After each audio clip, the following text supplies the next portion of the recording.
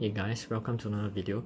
Today this video will be about the Atomic DRZ, more precisely about the way it handles compared to the HGD one. I wouldn't really want to call this a review, but I guess it somewhat is. But anyways, this is the Atomic DRZ, rear-wheel drive drift car. It's the second one I ever got after the HGD one. In my testing for both of these cars, I've used actually the exact same servo and the same gyro, so it's a bit more fair.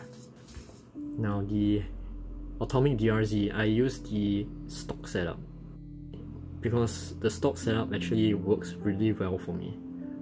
I think it's pretty much really good out of the box for me. But when I first got the HG one, it was one where I had to tune so much, and I had to play around with the weights and everything to even get it to drift really nicely. But out of these two, the HGD one is one of the easiest to build. The Atomic DRZ, there are some people who would have issues with the front assembly, but as long as you follow the instructions correctly, and well, you should be fine. If you have trouble, you can just look up Beaver's video on YouTube. But anyways, first I want to talk about the gear ratio. Actually, maybe it's not that obvious, but okay, both of these cars are running the 3500 kV. From in my experience, right? Even though yes, I'm using two different speed controllers, the Atomic DRZ has a much higher gear ratio. I think it's called higher. It's either high or low. If the motor were to be spinning at the same RPM on the Atomic DRZ and on the HGD one, the Atomic DRZ's wheels will spin slower. And in my opinion, I think this is a good thing actually.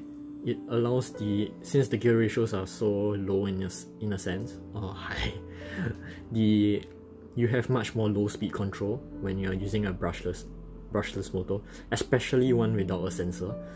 Well, you can, of course, it's not really an issue once you have a censored motor, but I just thought I wanted to point that out. But anyways, I want to move on to the steering. The Atomic DRZ is using a slide rack steering. The servo has a horn that connects to this rod. If you can see, this rod extends across to connect to another somewhat of a servo horn. This one that rotates, and this connects to a center sliding rack, which is then connected to the two steering arms that connect to the wheels. I think it works really well. It means that the steering is extremely linear, well, compared to the HGD one, which is basically a direct connection to the steering horn, the servo horn, and both of these steering rods are connected to the same pin, same ball end that connects to the servo horn, which means that one of these steering rods has to be on top of the other, and this means that the steering isn't 100% equal on both sides. Well, from my experience, it's not really a huge issue, but anyways, the DRZ has a lesser steering lock than the HGD one. The HGD one just has that tad more lock compared to the Atomic DRZ. But the Atomic DRZ, in my opinion, is easier to drive, particularly at the limit. The HGD one has a higher limit. That means you can slide around at a higher drift angle. However, it's harder to do that at the limit compared to the Atomic DRZ. While the DRZ cannot drift as high of an angle as this one, when you go beyond the limit, it's much easier to recover from while using the DRZ compared to the HGD one. When you start, normally when you are drifting, you want the wheels to go in the direction of your travel, so it stays in control. However, going beyond the limit in this regard means that the angle in which your car is sliding is way more than the angle that the wheel is able to turn. Most of the time, this means that you would spin out, simply because there's not enough steering lock.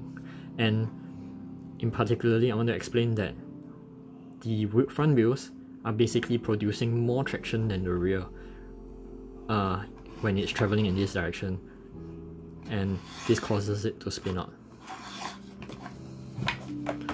For the HGD one, it has a higher limit, but the thing is, because of the way the steering is designed, when you go beyond the limit, it's almost impossible to recover, simply because 100% of the time the front wheels will have more grip than the rear. Now, the main difference the reason why is because of caster. Now, caster is the angle of which the suspension goes up, I guess. That would be a way to put it. Basically, the axis in which the steering rotates upon is while viewing from the side is caster. So positive caster, I think positive caster would mean that it's leaning inwards, which is what the DRZ's stock setup has. The stock setup, I think is about 13 degrees. So now what does caster do to the steering geometry in particular? As you can see right now, I have some camber, right? But as I turn more and more to the wheel, that camber goes away. In fact, at here there's zero camber, and the more I go to opposite lock, the more the wheel leans into the turn, and so much so that it becomes positive camber. Now, why is this beneficial at least for the Atomic DRZ? Why camber exists is that you want to maximize the contact patch of the tire to the ground in certain scenarios. When the Atomic DRZ slides up to here, around here, which is somewhere mid-lock, it's 0 degree camber with the ground, which means it has the highest traction possible at this point in time. What this means is you can make a turn somewhere in between this mid-lock. You have the most grip to be able to turn and slide. However, at the max lock, the rear tire is cambered so much, and the leaning tire ends up having a positive camber, which gives it extremely little grip at the front, or lesser grip at the front, compared when at full lock at the HGD one, both of which are touching the ground, the full contact patch, which means that the front wheels have the maximum amount of grip. Now, it may seem like it's the best to have the most amount of grip at all times, but it's not really the case. When you have at max lock lesser grip at the front, the rear, while sliding, if you were to slide beyond the limit, the rear will have better grip than the front, which means even beyond the limit, the front would be able to, simply because of less friction, it will be able to slide back within the limits of the steering lock, and you will be able to save the car much easier. While in the HGD one, once you go beyond the limit, the front has the maximum contact patch still with the ground, and it will probably continue to spin out. And that's why, well, when you see the video on screen, the HGD one just spins out so easily once it goes beyond the limit, and there's no hope of saving it, even though the limit is higher. Now, why I would recommend getting the Atomic DRZ instead of the HGD one is because the HGD one is Well, actually, there's a reason why you might want the HGD one. The main benefit of it is because of the wheelbase adjustments, and in fact, I think it's a really good drift car for 1/24 scale. Those Tamiya model kits you get, you can probably get this to drift those. Because at a higher wheelbase, the car is more stable and probably easier to drift.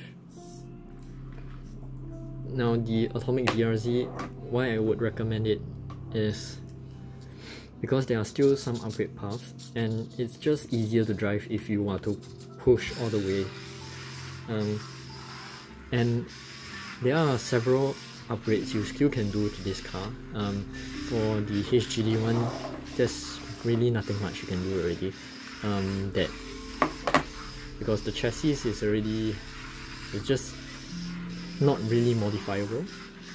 The only upgrade I might see is probably changing the servo horn to support more than 2 ball links so that the steering is parallel, but I think it's not really gonna improve much. But it's basically the best it can be. But that said, it's really a durable car and it's very well built. So unless you want to fit more body shells, I think the Atomic DRZ is much nicer, especially in the handling department. Also, while since I'm talking about the Atomic DRZ having a lesser limit, I've managed to get hold of a BM Racing steering kit. Now, this also uses the same slide rack steering as this, but well, I'll keep the details for the later video. Well, I'll sure be making a video about this. So hope you guys like this video. So thanks for watching.